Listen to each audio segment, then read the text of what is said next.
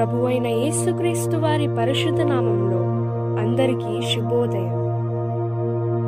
ఈరోజు దేవుని వాగ్దానం.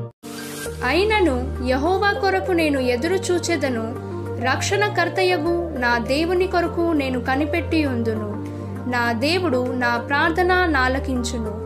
మీకా 7వ అధ్యాయం 7వ వచనం. Today God's promise. Therefore, I will look to the Lord, I will wait for the God of my salvation.